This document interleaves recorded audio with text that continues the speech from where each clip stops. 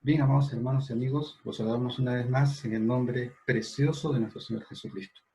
Hoy día estaremos en continuación con el capítulo sobre Jesucristo en cuanto a la cruz del medio.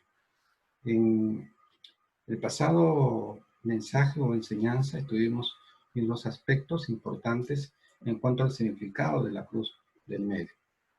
Y hablamos de los dos alas de Jesucristo que tenía costado, en la cual uno representaba la intransigencia, la insolencia, y el otro la penitencia.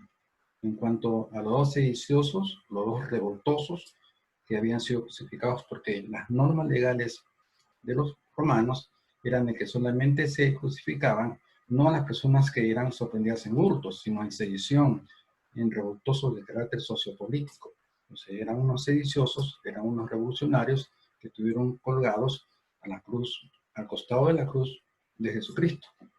Uno representaba la indolencia y la otra la penitencia. El que estaba a la derecha era el penitente y el de la izquierda era el indolente. Y pudimos sacar algunas enseñanzas que estoy seguro que sirvieron mucho para poder estabilizar nuestra vida espiritual y también poder tomar algunas nociones que nos permitan perfeccionar más nuestro modelo de evangelización hacia las personas inconversas. En este día vamos a continuar con el tema, ¿no? Y estaremos compartiendo en cuanto a la respuesta expiatoria de Jesús, también al precio expiatorio de Jesús, como también al afecto de su expiación y como último la verdad que encierra el creer en Jesucristo. Vamos pues entonces dando inicio a este segundo tema en cuanto a la cruz del medio con el siguiente artículo que tiene que ver con la respuesta expiatoria de Jesús. Y vamos a leer primeramente lo que está diciendo el libro de Lucas, capítulo 23, del versículo 39 hacia el 43. Y la palabra del Señor la leemos en nombre del Padre, del Hijo y del Espíritu Santo, y dice así. Y uno de los malhechores que estaban colgados le injuriaba, diciendo, si tú eres el Cristo, sálvate a ti mismo y a nosotros. Respondiendo el otro le reprendió diciendo, ¿ni aún temes tú a Dios estando en la misma condenación? Nosotros a la verdad justamente padecemos, porque recibimos lo que merecieron nuestros hechos, mas este ningún mal hizo. Y dijo a Jesús, acuérdate de mí cuando vengas en tu reino. Entonces Jesús le dijo, de cierto te digo, hoy estarás conmigo en el paraíso. De cierto te digo, hoy. Estoy haciendo una pequeña corrección, porque esto no está en los manuscritos más antiguos, porque fue añadido, como ya explicamos en la sesión anterior, la frase fue, ¿no? ¿Por qué? Donde leemos aquí, entonces de cierto te digo que, ¿qué? Esa frase ¿qué? Fue una añadidura.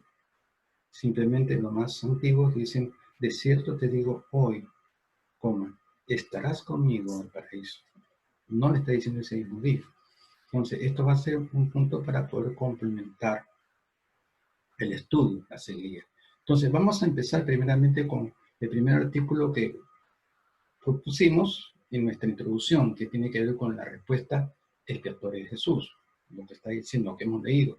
De cierto te digo hoy, de cierto te digo hoy, estarás conmigo en el paraíso.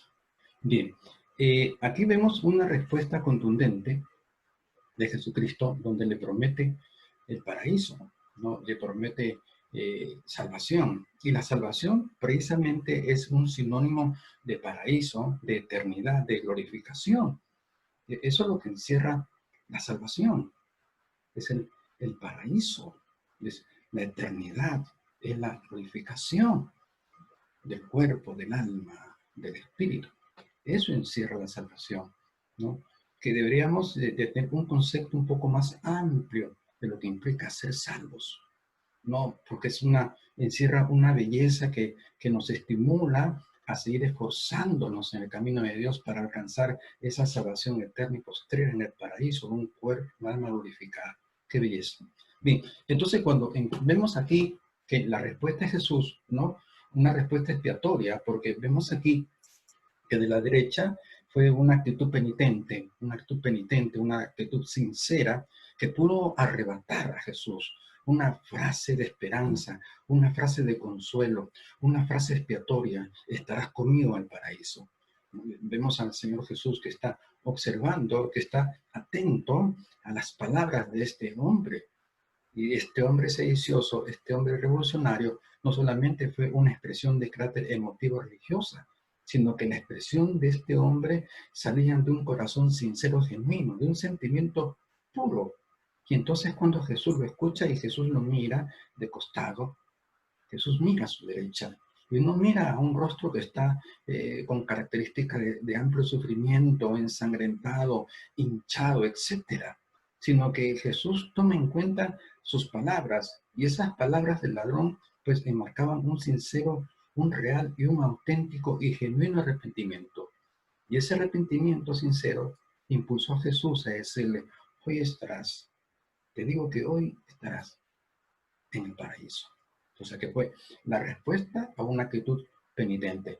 Y cuando hay una auténtica penitencia, hay un verdadero arrepentimiento de nuestras actitudes dentro del marco del pensamiento, dentro del marco de la intención, dentro del marco de la actitud. Entonces, cuando uno toma conciencia que ha agraviado, que ha ofendido a Dios y al prójimo con una actitud oral, con una actitud física, etcétera. Y cuando uno se arrepiente de verdad, entonces es un elemento importante para que Dios pueda reiterar lo que le dijo a este sedicioso: estarás conmigo en el paraíso.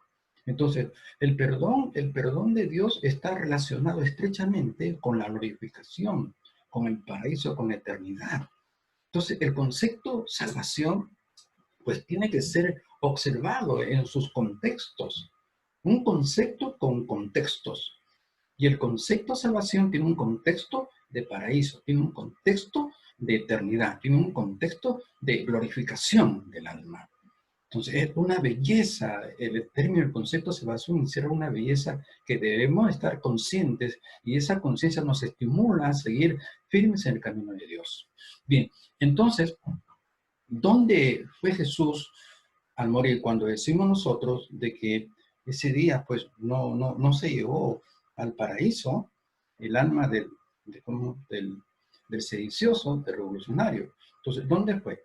Según la Biblia, en el libro de Efesios, en el capítulo 4, verso 8 al 10, encontramos algo interesante donde nos va a decir, ¿no? Bíblicamente, porque esto nosotros lo sabemos, lo conocemos, estos son estudios de transición que hemos nosotros experimentado en nuestros primeros años y meses y días cuando nosotros fuimos insertados en el remedios. Esto nos enseñaron nosotros en una etapa de transición, pero vale la pena recordarlo para sacar una respuesta contundente al hecho de que Jesús no se llevó ese mismo día, viernes, al paraíso, a este sedicioso, como algunos equivocadamente lo aprecian y lo enseñan. Vamos pues entonces un momentito al libro de Efesios capítulo 4. Sí, vamos a ver ahí una cosa muy interesante, del 8 al 10. Sí, un momentito. Efesios capítulo 4. Sí, acá está. Bien, vamos a ver lo que dice el versículo 8 hacia abajo. Dice, por lo cual dice, subiendo a lo alto. Dice, puede usted leerlo aquí claramente. Dice, por lo cual, subiendo lo alto, llevó cautiva la cautividad y dio dones a los hombres. ¿Y eso de qué subió? ¿Qué es? Sino que también había descendido primero a las partes más bajas de la tierra. El que descendió es el mismo que también subió. Nuevamente leemos el verso 9. Y eso de que subió, ¿qué? Sino que también había descendido primero a las partes más bajas de la tierra, o sea, en la parte subterránea de la tierra. Y desciende. ¿Y qué cosa había en la parte subterránea de la tierra? Era el lugar de los muertos, o sea, de las almas de los muertos, que es Seol, en idioma hebreo, es región de los muertos, y Hades, en idioma griego, región de las almas de los muertos. Pero dentro del Hades, que era un espacio donde habían dos departamentos, por decir así, dos secciones, donde uno era una sección llamada lugar de tormento y el otro era un lugar llamado lugar de reposo. En Lucas 16, versículos 22 y 23, leemos lo siguiente para constatar estos dos lugares en el Hades. Lucas 16, vamos un momentito a observar aquí. Sí, aquí lo tenemos. Sí, en el versículo 22 y 23, ahí podemos leerle. Dice, aconteció que murió el mendigo y fue llevado por los ángeles al seno de Abraham. Y murió también el rico y fue sepultado, y en el Hades alzó sus ojos estando en tormentos. Entonces, el Hades, que era una región de las almas de los muertos, ¿no? Tenían dos lugares, ¿no? Donde se encontraban las almas de los que estaban en tormento y las almas de los que estaban en una condición más favorable, un lugar de reposo, ¿no? Esperando el momento, esperando el tiempo que venga Jesucristo. Entonces, Jesús cuando desciende al Hades, ¿para qué descendió? ¿Qué cosa hizo en el Hades? Bueno, vamos a ver 1 Pedro, capítulo 3, verso 19 al 21. 1 3, vamos a tratar de responder la pregunta, ¿qué cosa hizo Jesús en el Hades? Vamos entonces a 1 Pedro, capítulo 3, verso 19 hacia el 20. Dice, en el cual también fue y predicó a los espíritus encarcelados. Los espíritus encarcelados, ¿no? Los que en otro tiempo desobedecieron cuando una vez esperaban la paciencia de Dios en los días de Noé, mientras se preparaba el arca en la cual pocas personas, es decir, 8, fueron salvadas por agua. Aquí está describiendo que desciende hacia el Hades para ministrar. Y también para administrar aquí a los espíritus, dice, encarcelados. Algunos opinan de que estos espíritus encarcelados son los demonios, los ángeles caídos, pero eso no tiene ninguna constatación, ninguna base bíblica. No hay lógica bíblica, y tampoco hay un texto bíblico o un contexto bíblico que pueda avasar esta teoría de que Jesús cuando muere desciende para predicar en el Hades a los ángeles caídos. En el Hades no estaban los ángeles caídos. El Hades era solamente para las almas. En ese tiempo, antes de la muerte de Cristo, el Hades era un lugar de las almas de los muertos que habían muerto en pecado y que habían hecho la simbología de Cristo. Los judíos, los hebreos que hicieron la simbología de Cristo en un sacrificio. Ahí no habían demonios, ángeles caídos. No, los ángeles caídos ya habían sido ya ellos, qué cosa, confinados a regiones oscuras, un tipo de infierno. Entonces, no fue el que predicó a estos ángeles caídos, sino desciende al Hades, ¿no? Y predica, y lo que presenta Jesús en el Hades es que ministra, porque acá está diciendo, ¿no? Dice que predicó a los espíritus encarcelados, ¿no? A los que estaban en el lugar de tormento. ¿Qué les predicó? ¿Qué les anunció? Les anunció su victoria, su éxito. Un montón de esos espíritus de gentes, las almas de la gente estaban allí que no habían creído en esto, que habían desechado, habían despreciado el sacrificio simbólico de Cristo, porque estos habían muerto antes de que Jesús apareciese, antes de que Jesús culminase su trabajo expiatorio. Entonces, estos rechazaron simbólicamente y misionalmente el mensaje de Jesucristo. Estaban condenados. Les predicó su victoria y también les predicó. No predicó, sino solamente les confirmó la fe de aquellos que habían aceptado a Jesucristo mediante una simbología expiatoria. ¿No? Esos que habían recibido a Jesucristo, pero en una simbología expiatoria. Es decir, aquellos que habían hecho un sacrificio de Jesucristo, habían observado, habían creído que el Mesías vendría a liberarlos. Y esos hebreos que obtenían la salvación antiguamente, antes de Cristo, pues tomaban, reconociendo su pecado, iban y compraban un animal, lo más pobre, una tórtola, ¿no? Para los más pobres había también opción expiatoria, porque la salvación no se compra, ni tampoco se vende, es por gracia. Pero se consideraba también a los de poco peculio económico que no podían comprar un animal, un cordero, una oveja, podían comprar una tórtola, una palomita que era más económica.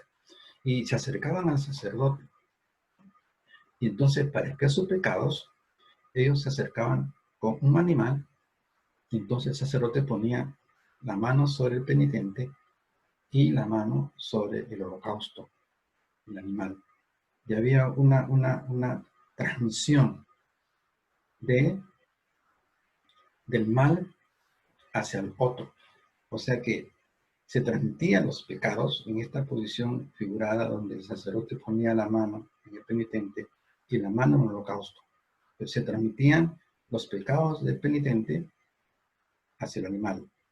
Y como la paga del pecado era muerte, pues el animal inocente, no culpable, pues tenía que morir por causa del penitente. Era una figura de que un ser inocente, un ser justo, santo e impecable, como Jesús, iba a absorber el pecado, el mal de la gente, para a través de esta absorción, él pudiese dar perdón, derramar misericordia y gracia sobre el penitente que hizo esta figura de fe. Pero para que se cumpla esta figura de transmisión del pecado del penitente hacia el holocausto inocente, la víctima inocente, la oveja, pues tenía que haber expresiones de fe y arrepentimiento. Si no existían esas expresiones, entonces esta transmisión espiritual, transmisión de un pecado hacia un inocente, no tenía efecto. ¿Por qué? Porque es importante es conocer que cuando un judío, un hebreo antiguo, iba a expiar su pecado, tenía que ir con una expresión de fe y arrepentimiento. Me explico. Tomaban el holocausto, el animal por sacrificar, se acercaban hacia el sacerdote. Pero se acercaban con un espíritu de compunción, de aflicción, una compunción sincera, y compunción significa tristeza y vergüenza profunda por haber pecado contra Dios. Se acercaban compungidos ante Dios diciendo: Señor, reconocemos que te hemos agraviado, te hemos ofendido, hemos pisoteado tus ordenanzas, tus decretos, mandamientos, tus leyes, estatutos, Señor, y estamentos, Señor. Reconocemos nuestra maldad. Pero así como este cordero, este animal va a morir por mis pecados, así también Jesucristo, el Mesías, morirá por nuestros pecados. Entonces, había un acercamiento de fe y arrepentimiento. Pues nadie es salvo por obras, sino por arrepentimiento. Ese animal no tenía ninguna eficacia para expiar pecados. Solamente un simbolismo. Pero el simbolismo tenía que ir, ¿qué cosa? Aderezado, condimentado, sazonado con fe y arrepentimiento. Si no se sazonaba ese holocausto, ese sacrificio, no iba aderezado con fe y arrepentimiento, pues no habría una transmisión de pecados sobre el animal inocente. Por lo tanto, era vano el sacrificio, porque nadie es salvo por obra, sino por fe. Y en este caso, en el arrepentimiento, Jesús dijo: arrepentidos si creen en el Evangelio. Pues, dos puntos importantes que hacían salvo al judío, al hebreo en la antigüedad, antes de la muerte de Cristo, el sacrificio. Y cuando Jesús desciende al Hades y desciende al lugar de reposo, comienza a decirle: benditos, los llevo a ustedes ahora, porque ustedes creyeron en mí, creyeron y se arrepintieron, y llevó cautiva a la cautividad. Sobre estos puntos es importante observar, porque todo criterio, toda percepción de esta naturaleza doctrinal tiene que tener una amplia base doctrinal y escritural también. Las doctrinas se desprenden de la Sagrada Escritura. Y la interpretación tiene que ser de acuerdo a los contextos que presenta la palabra del Señor.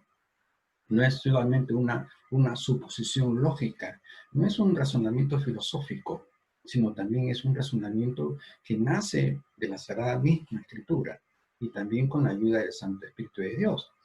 Aunque se necesita un poco de la dirección y la luz del Espíritu Santo para poder clarificar los conceptos y las ideas que están encubiertas un poco en la Biblia, en la cual se presta para que haya una ambigüedad a la hora de presentar una verdad entre comillas. Por eso decimos de que cuando algunos sugieren de que Jesucristo en el libro de Pedro, en 1 Pedro 3, 19, cuando dicen en el cual también predicó a los espíritus encarcelados, se refieren que está predicando a los demonios, a los ángeles caídos, cuando en el área no había ninguno, solamente estaban los penitentes y también estaban los indolentes. Sí, los penitentes por lo que estaban en lugar de reposo, los indolentes lo que estaban en lugar de tormento. ¿No? Los demonios estaban confinados en lugares de espacio de oscuridad, que señala otras partes de la Escritura. Entonces, y remata cuando dice el 20 de 1 Pedro 3:20, dice, los que en otro tiempo desobedecieron cuando una vez esperaba la paciencia de Dios en los días de Noé, mientras prepara el arca. O sea, a partir de allí, todos esos confinados ya mueren, entonces fueron destinados al Hades. El Hades existe desde que existe el pecado. Entonces, desde que existe el pecado, pues el hombre tenía que morir. Y a partir de la muerte de los hombres, pues los hombres que no creyeron en Jesús, en un sentido simbólico, no fueron confinados al Hades. Y los que creyeron, hicieron esta simbología, pues depositaron en el Hades, pero en un lugar de reposo. Cristo muere y, como dice Efesios, descendió a las partes más bajas de la tierra y comenzó a ministrar a los que están en el tormento, ¿no? Dándoles qué cosa, su victoria sobre ellos, explicando su victoria y también en el Hades, en la región, en el espacio de reposo, para decirles a ellos benditos, que eres el premio recompensa por su fe y arrepentimiento, y llevó cautiva la cautividad. Bien, entonces esa es la respuesta expiatoria de Jesús, ¿no? En su muerte, como inmediatamente desciende y está compartiendo, y al tercer día se lleva cautiva la cautividad. Entonces, suponemos de que el sedicioso que estuvo a la derecha, pues tuvo que esperar varios días para irse con Jesucristo y esperando todavía que Jesús se glorificase, porque cuando se aparece a sus discípulos, dice, todavía no me he glorificado, todavía no había partido. Luego cuando parte ya lleva cautiva la cautividad. Entonces, podemos concluir la idea de cuál es la diferencia entre el Hades y el infierno. Una diferencia abismal. ¿Por qué? Porque bíblicamente encontramos de que el Hades es prácticamente como un lugar, como un reclusorio, como un lugar de espera. Ojo, pero ya no, porque ya en el Hades ya no existe el lugar de reposo. ¿Por qué? Porque Jesucristo llevó cautiva la cautividad. Solamente el Hades existe como un lugar de tormento. Entonces, ¿cuál es la diferencia entre Hades e infierno? Pues el Hades es como una especie de un reclusorio donde las almas de los que no creyeron, ¿no? Están confinadas esperando el día en que sean levantadas esas almas para ser presentadas en el trono, en el juicio del trono blanco que escribe el libro de Apocalipsis capítulo 20, verso 12 hacia abajo. Ellos están esperando allí. Y infierno es un lugar de penitencia eterna. Entonces, no puede ser, el Hades no es un lugar de penitencia eterna. El Hades es un reclusorio parcial. Viene Cristo por la iglesia, el rapto, luego pasan 7 años, ¿no? Termina el periodo, concluye el periodo de la gran tribulación, desciende Cristo con su iglesia para establecer el reino milenial en la tierra. A final del milenio, entonces se establece el juicio del trono blanco, donde el Hades va a comenzar a presentar las almas del lugar de tormento, para que sean enjuiciadas conforme a sus delitos, a sus actos pecaminosos.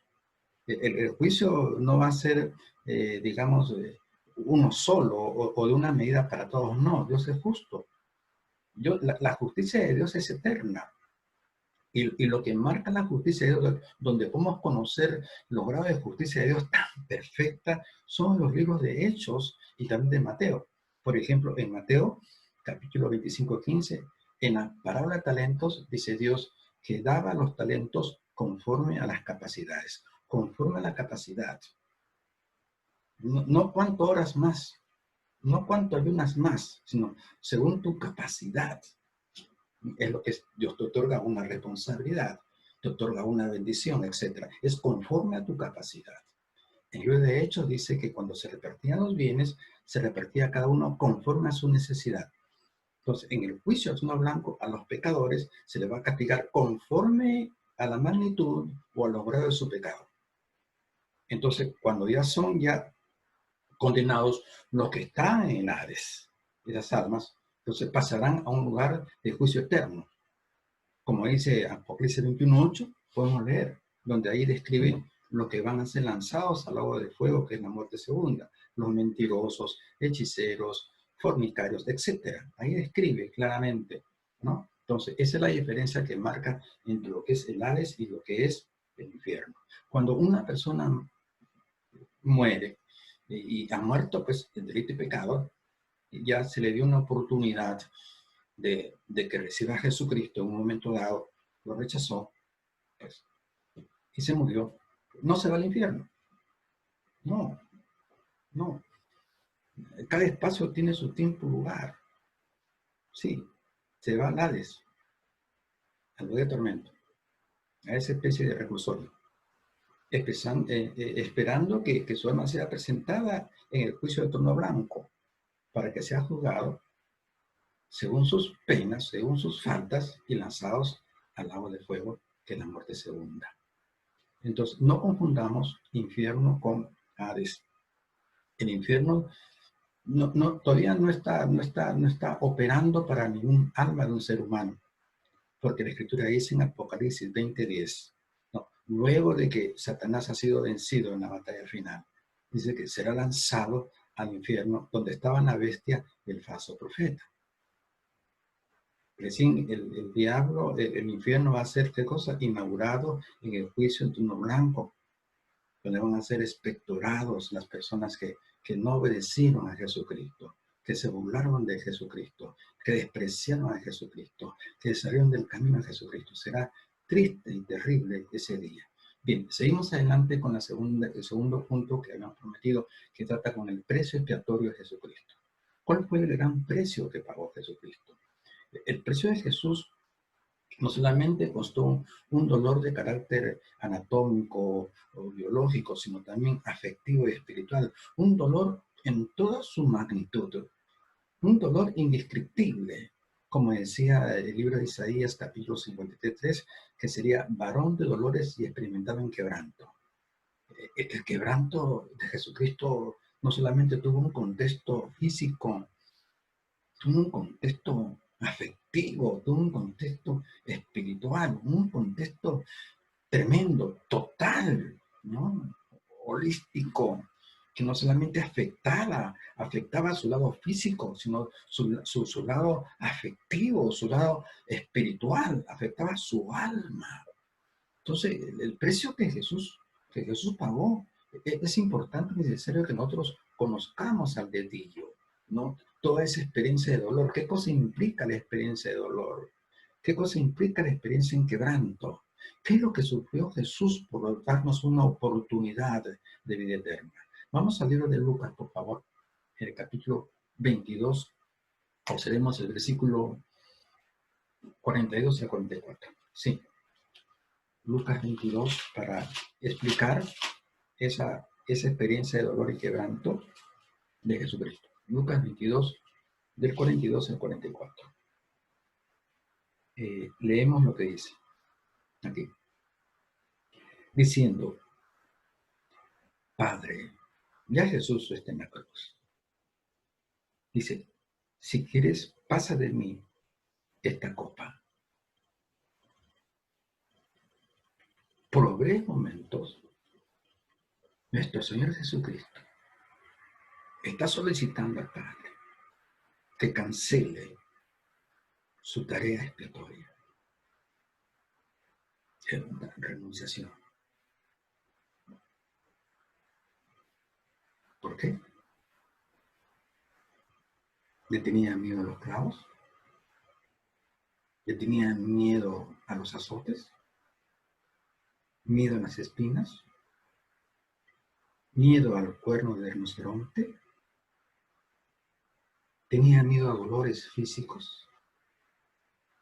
No.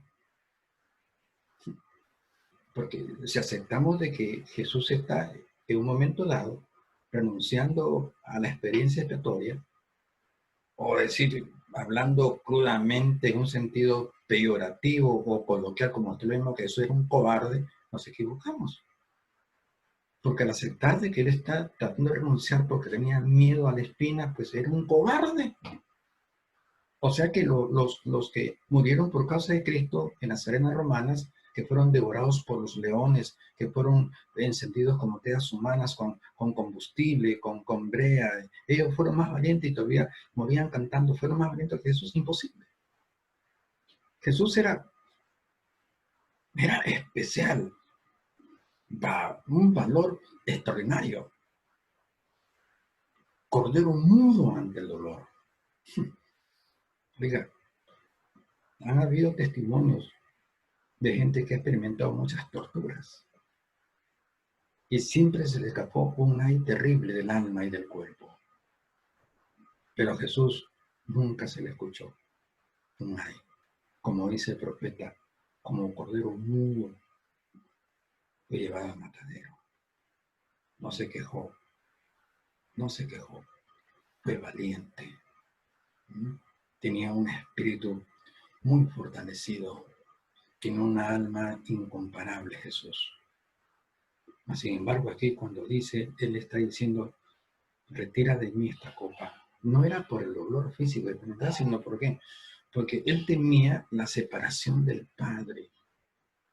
El dolor más grande que experimentó Jesucristo por causa de nuestros pecados no fue el dolor que ocasiona la espina, la lanza, el clavo, etcétera, el cuerno, no, sino la separación del Padre. Cuando él dice, Padre, ¿por qué me has abandonado? ¿Por qué me has abandonado, Padre? Eso es lo que tenía, lo que le hirió más a Jesús. Le dolió más que el Padre le dio la espalda a Jesucristo por causa de nuestros pecados.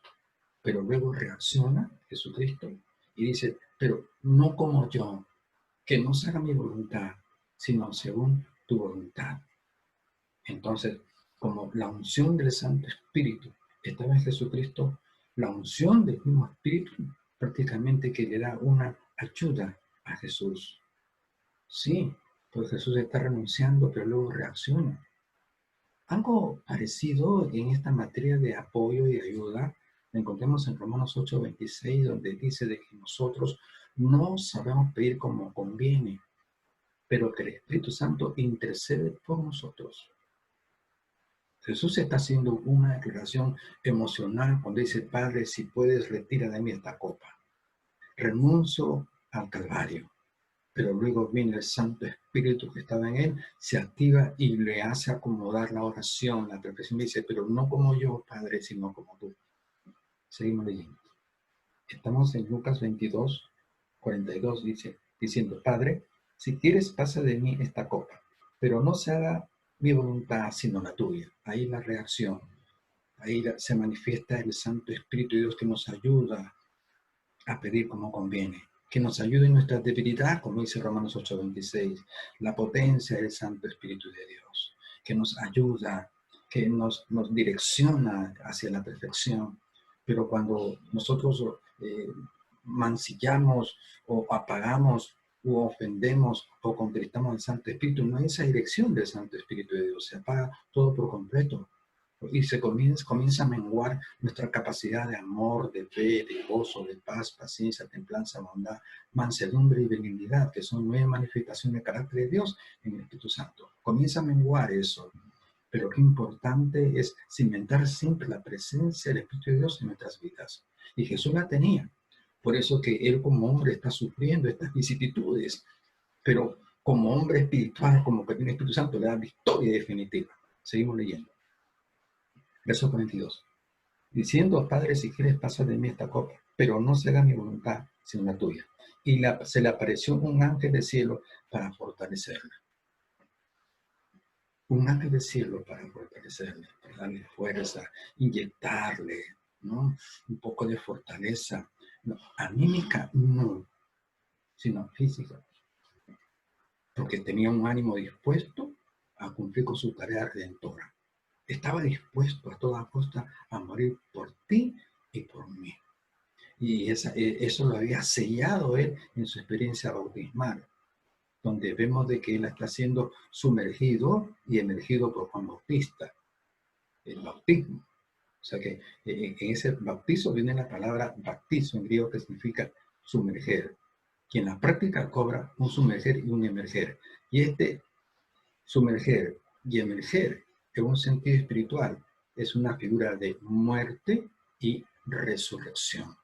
Y cuando Jesucristo es sumergido y emergido por Juan Bautista en el río, lo sumerge y lo emerge, entonces le está diciendo al Padre: Padre, estoy dispuesto a morir y resucitar conforme a tú me enviaste en mi tarea.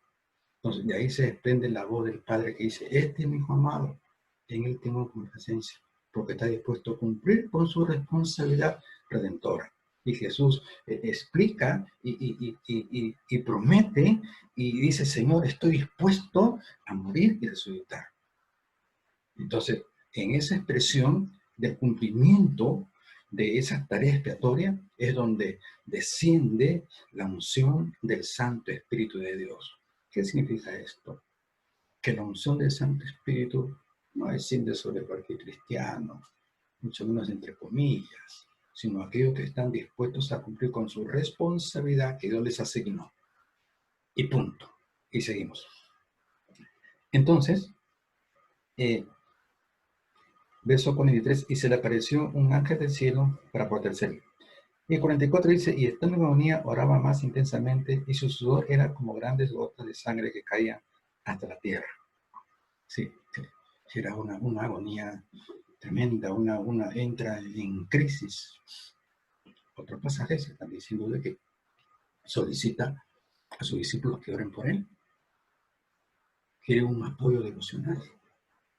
Si Jesús estaba solicitando apoyo devocional a sus discípulos: por favor, oren por mí, porque estaba pasando por una crisis espiritual. Era la separación del Padre. Se iba a romper la dualidad divina. Él dijo: yo y el Padre somos uno, en San Juan 14. Esa dualidad divina se iba a quebrantar. El efecto de nuestro pecado rompió en un momento dado esa dualidad divina entre el Padre y el Hijo. Porque el Padre se separa y Jesús le expresa: Padre, ¿por qué me has abandonado? ¿Por qué te has apartado de mí? Claro, porque absorbió toda la podredumbre moral de la humanidad. Y el pecado ofende a Dios. El pecado hace una separación entre Dios y el hombre. Por culpa de nuestros pecados, nosotros separamos a Jesucristo del Padre de Dios. Por culpa de nuestros pecados, nosotros separamos a Dios de su Hijo Jesucristo. Son efectos y consecuencias de nuestro pecado que tenemos que contemplar, que tenemos que tener conciencia. Y la conciencia de estos conceptos nos permite afianzar una vida cristiana verdadera en el temor, en el respeto y el amor hacia Dios. Bien, entonces estamos viendo aquí realmente la pregunta sobre el precio expiatorio de Jesús, ¿no? Y lo que está diciendo también Isaías, que corresponde a unos dolores experimentos físicos indescriptibles, como está diciendo, y vamos un momentito, ¿no? Para cerrar la idea del costo del sacrificio de Cristo, porque tenemos que ver todos los puntos para que tomamos conciencia del gran precio que pagó Jesús por ti y por mí. Isaías 53.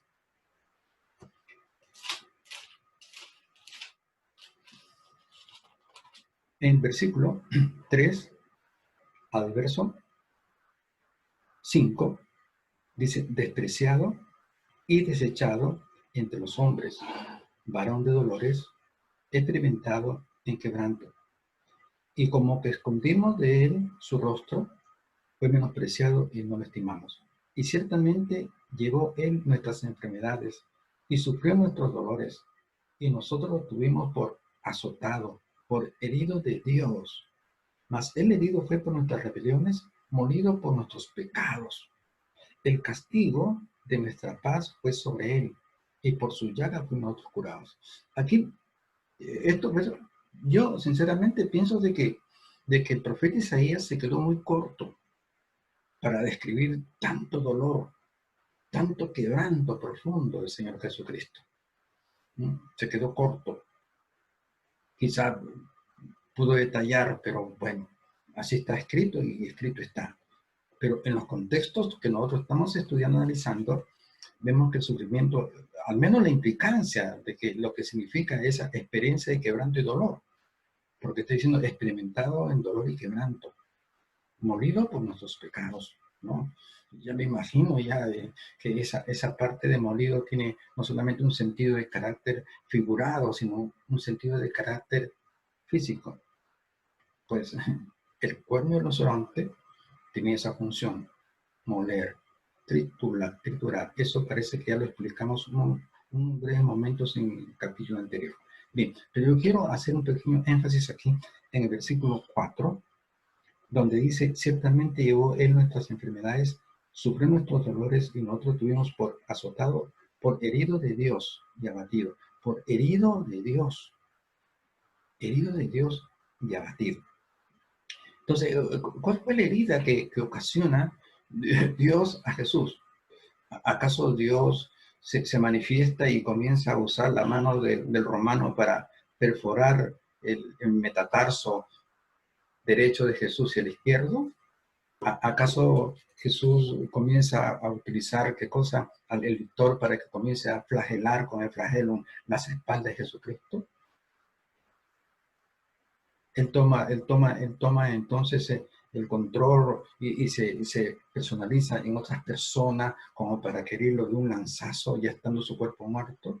Ese herido de Dios. Entonces, ¿qué entendemos cuando dice aquí en la Biblia, más el herido de Dios? Entonces, en Mateo 27:46 se describe la herida del Padre a Dios cuando dice, ¿por qué me has abandonado?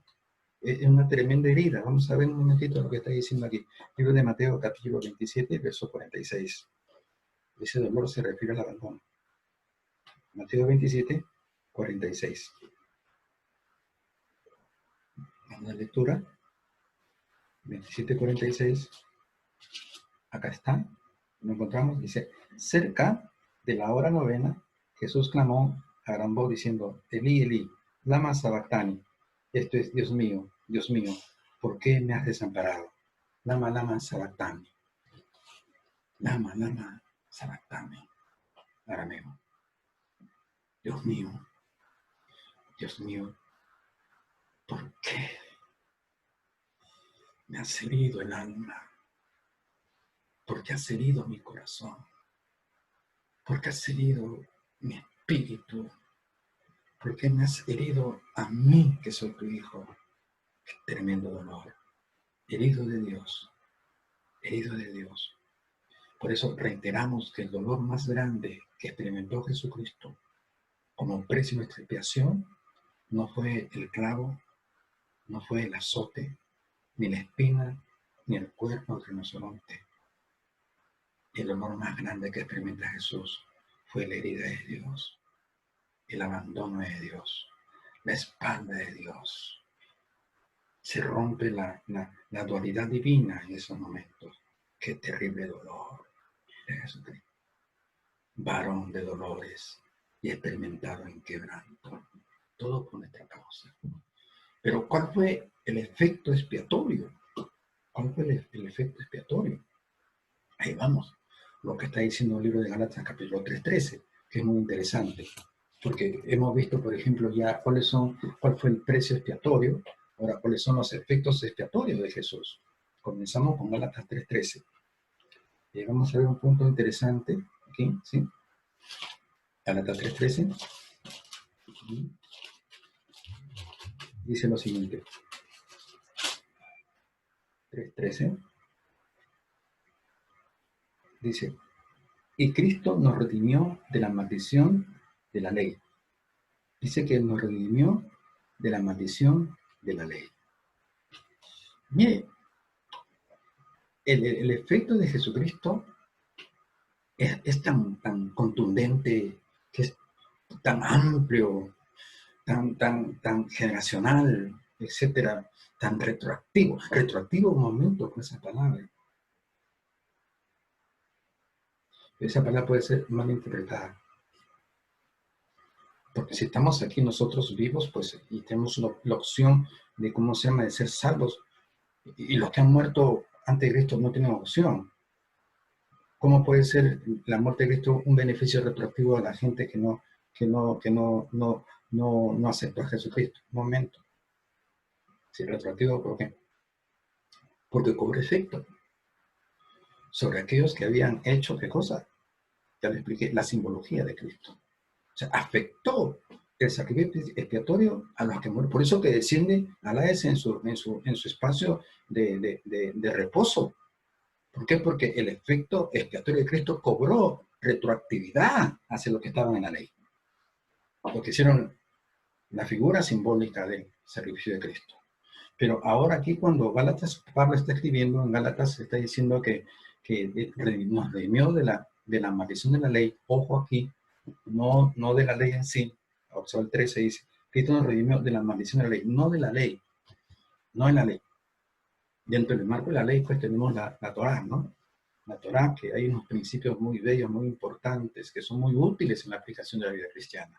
La Torá, sus preceptos, ordenanza. Claro que hay algunos artículos legales que son obsoletos, que son temporales, no atemporales, que no tienen vigencia todavía.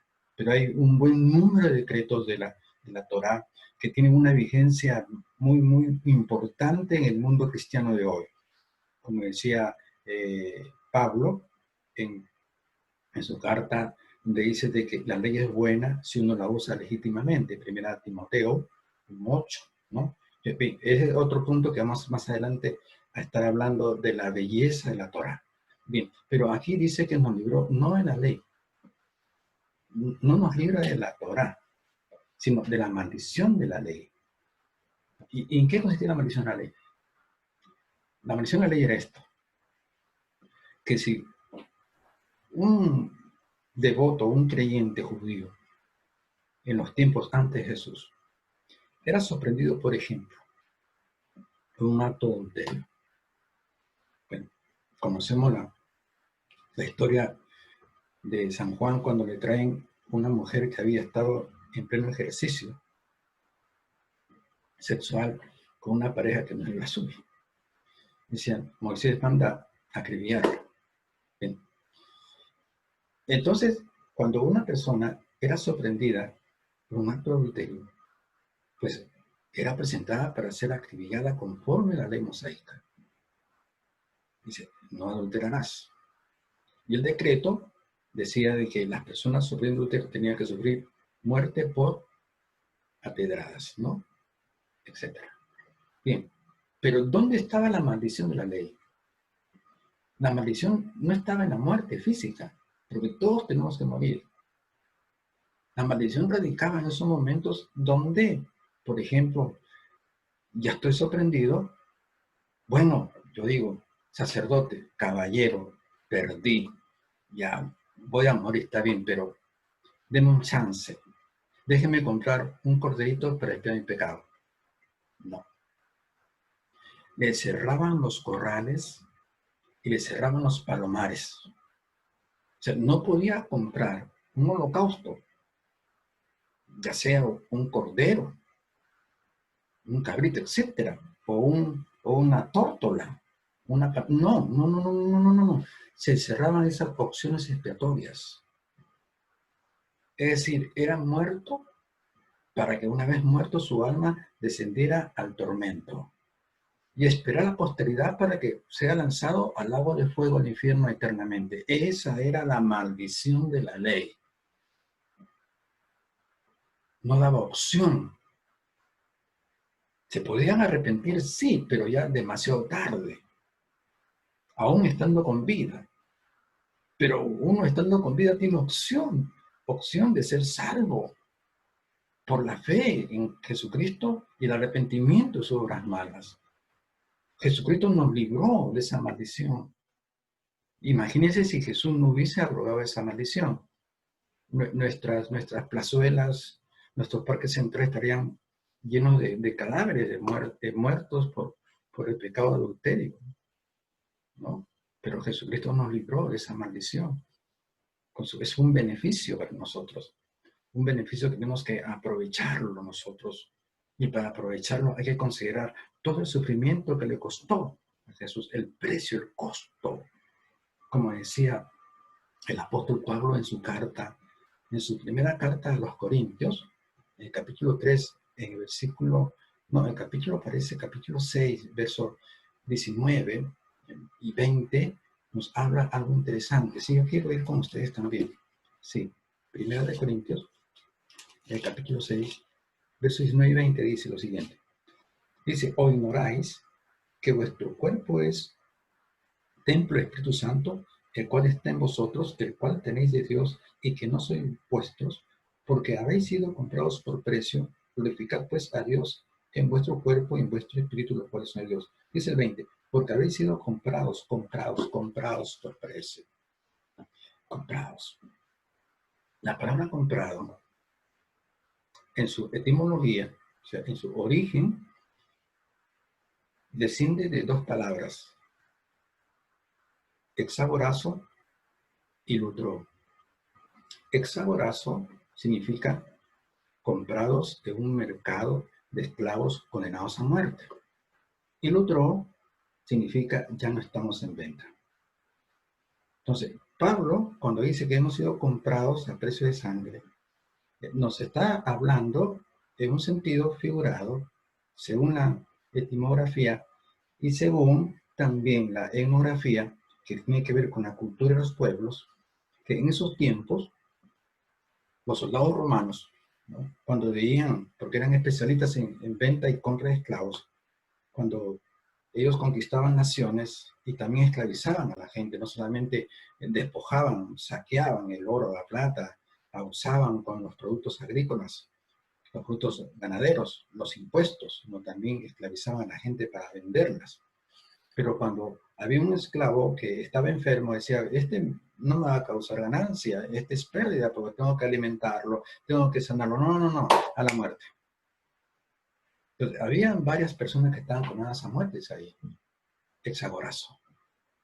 Pero venían gente pudiente, gente de un alto espíritu filantrópico, altruista, que decía, bueno, ¿cuánto quieres por estos condenados? Bueno, dame tanto. Y él compraba a esos condenados, a esos exagorazos, a esos condenados, pues los curaba, los alimentaba y les daba libertad. Figura de Jesucristo. Estudiemos etnografía, la cultura, para que podamos tener más asociación de la realidad histórica con la realidad de la palabra de Dios y poder sacar percepciones bíblicas que se ajustan a una realidad contemporánea y también histórica. Y así podemos entender y conocer mejor la historia y conocer también el precio que pagó Jesucristo, que estábamos condenados al infierno nosotros, pero pagó precio de sangre, pagó dolor indescriptible. Pagó no solamente el dolor del clavo, no, no, no, pagó el dolor, por decir, el desprecio del Padre. Jesús no despreció a Jesús, despreció el pecado que cargó Jesucristo, que fue el pecado nuestro. Lo separó, ¿no? Separó gradualmente y temporalmente la dualidad divina entre el Padre y el Hijo, ¿no? Ese precio de costo fue que subió Jesucristo por nosotros. Entonces vemos ahí el costo expiatorio, ¿no? Los beneficios expiatorios, ¿no?, que ahora gozamos nosotros, ¿no? Ya no estamos en el tiempo de la ley. Si estuviéramos en el tiempo de la ley, madrecita, ya hace rato que yo estuviera en el Hades, pero en el tormento. Sí, candidato número 1 al lago de fuego, por mis delitos y mis pecados. Y usted también. Bien, entonces, vemos aquí que vemos después de esto, de este efecto expiatorio de Jesucristo, muy beneficioso para nosotros, vemos la verdad de Juan 3:16. En la verdad de Juan 3:16, que la conocemos todos, donde dice que tanto fue el amor de Dios, ¿no?, que dio a Jesucristo, su Hijo unigénito, para que todo aquel que en él crea no se pierda, mas tenga vida eterna. El tanto fue el amor de Dios, ¿no?, que dio a su Hijo unigénito, para que todo aquel que en él crea, no se pierda, mas tenga vida eterna. Pero la pregunta es, ¿creer qué? Si creer es en Jesucristo, pero ¿creer qué? ¿Creer qué? ¿Cuál es ese tipo de fe, ese tipo de creencia? ¿Cuál es ese creer que nos conduce a la obtención de vida eterna? ¿En qué tenemos que creer? Creer en su dolorosa y experiencia cruenta de Jesús, ¿no? Creer con todo el corazón y con plena conciencia todo el precio que pagó Jesús por nosotros, ¿no? Esa dolorosa y cruenta experiencia por ti, por mí. Creer en eso, ¿no? ¿Cuánto padeció Jesús? ¿En qué consiste su experiencia de quebranto y de dolor que sufrió por nosotros? No solamente físico, sino también en su carácter espiritual, su carácter afectivo, ¿no? Y tantas cosas que hemos descrito a la luz de la palabra de Dios. Creer entonces no solamente en su dolorosa y cruenta experiencia en el Calvario, sino también creer en que Cristo es nuestra única opción de salvación. Jesús es la única opción de salvación. No hay otro nombre bajo el cielo en la cual no podamos ser salvos. Solamente Jesucristo, nuestro Señor. No es el Buda, no es el Papa, no es Confucio, no es María, no es Pablo, no es Jesucristo el Señor. Claro, hay figuras muy interesantes que se presentan como ejemplos, paradigmas para nosotros, aún de la Madre Teresa de Calcuta, ¿no? Una mujer extraordinaria, ¿no? Sus hechos, aunque los hechos no nos hagan, pero podemos nosotros aprender de ellos. Si yo aprendo hasta de los testigos de Jehová, ¿qué aprendo yo? No su doctrina, sino su espíritu que tienen de mente, ¿no? El trabajo que hacen, ¿no? Trabajar en lo que ellos creen en un servicio correcto hacia Dios, aunque están equivocados, pero hay que absorber. La Biblia dice que hay que analizar, observar todo y retener lo bueno. Pues tenemos que aprender de muchos, ¿no? De muchas cosas. Hay libros que son, por ejemplo, apócrifos, ¿no? Que son libros que no son considerados, que no tienen una inspiración divina, por ejemplo, ¿no? Son libros que están prohibidos prácticamente, ¿no? No que sean prohibidos los libros apócrifos, que los libros apócrifos contienen bastante referencia etnográfica, bastante experiencia en el sentido cultural. Ahí conocemos un poquito más del folclore, conocemos más las costumbres, ¿no? Las tradiciones de los pueblos también, que nos ayudan un poquito a reflejar más el espectro bíblico en la cual estamos comprometidos a leer la palabra de Dios. Uno puede observar muchas cosas, leer muchos libros y analizarlos y extraer lo bueno, aunque claro que la advertencia, el mejor libro para analizar y estudiar y extraer consejo es la Biblia. Los otros libros nos pueden ayudar bastante. No son despreciables, no, también pueden aportar muchas cosas. Entonces, cuando vemos nosotros que creer en que nos conduce a la salvación, no solamente en la dolorosa experiencia y cruenta experiencia de Jesús en el Calvario, sino también en que Cristo es nuestra única opción de salvación. Y por último, creer en que si no conservamos nosotros la gracia en Jesucristo, encontraremos una perdición eterna. La gracia es para conservarla. La gracia, cuando uno la descuida, se puede convertir en una desgracia para nosotros. Creer en eso. 3 puntos fundamentales de la fe que nos salva. Creer en la dolorosa y experiencia y cruenta, ¿no?, experiencia de Jesús en el Calvario. Segundo, creer que Él es la única opción de salvación para nosotros. Y tercero, que debemos de conservar su gracia. Si no la conservamos, si la destruimos con una actitud delictiva que ofende, que agravia los estamentos, estatutos, decretos y mandamientos de Dios, pues nos espera una vida en condenación eterna. Si no fuera así, entonces no existiría el infierno. Y eso es lo que el diablo quiere, que los cristianos pensemos de esa manera. Lamentablemente hay sectas que enseñan que no existe el infierno. Ya sabemos de dónde viene esa teoría, de dónde viene esa doctrina. Es lo mismo que le dijo la serpiente a Eva. Mentira, no hay juicio. Que Dios te ha dicho que te vas a morir, que hay juicio, condenación, que hay infierno, si comes. No, mentira, Dios es mentiroso y egoísta. Entonces, esa doctrina de no juicio ya viene de la doctrina satánica que recepciona Eva y la transmite a Adán, y Adán se convierte en la primera víctima de una doctrina de demonios. Bien, entonces, esta es una pincelada apologética que después cuando entremos en los estudios de apología vamos a estar compartiendo y enseñando también todos los puntos doctrinales que afectan al cristianismo. Bien, entonces vamos a concluir con este tema, la cruz del medio, pensando también y concentrándonos en el juicio de las naciones de Mateo 25, del 31 al 41, donde leemos ahí cuando se presenta un cuadro de ovejas a la derecha de Cristo en el tiempo postero, en el tiempo escatológico, en el tiempo del juicio, donde a la izquierda tiene los cabritos y le dirán los cabritos apartados de mí, ¿no? Hacerle maldad al infierno, ¿no? Preparado para leer a sus ángeles, ¿no? Y también a la derecha dirá, venid, entrad al reposo de Dios, bendito de Dios, a las ovejas de la derecha. Entonces, en la meditación de este libro de Mateo 25, 31, 41, del libro de las Naciones, ahí nos conlleva a una seria reflexión que nos permite visualizar nuestra posición y ubicación postrera delante de Jesús. Y la gran pregunta es esta, amados hermanos y amigos.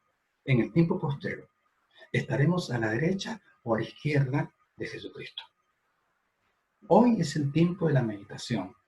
Jesús resucitó, ya no está en la cruz, pero tiene sus brazos extendidos como en la cruz del medio, invitando a todos de izquierda y derecha, ya sea en su contexto político, social o moral, a acercarse a Jesucristo con una actitud penitente, como el sedicioso arrepentido de la derecha, para que también nos pueda decir, estarás conmigo en el paraíso.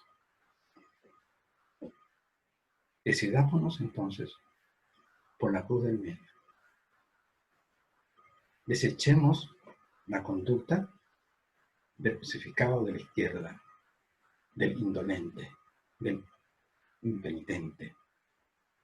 Tomemos la conducta de ese sedicioso, de ese revolucionario a la derecha de Jesús, que con una actitud penitente le dijo, Señor, confieso su nombre, acuérdate de mí cuando vengas en tu reino. Y la respuesta contundente de Jesús, de cierto te digo hoy, estarás conmigo en el paraíso. Esa es la voz gloriosa de Jesús para usted y para mí. Si siempre estamos adoptando una actitud penitente, una actitud santa delante de la presencia de Dios. Decídase entonces por la cruz del medio. Gracias. Dios le bendiga.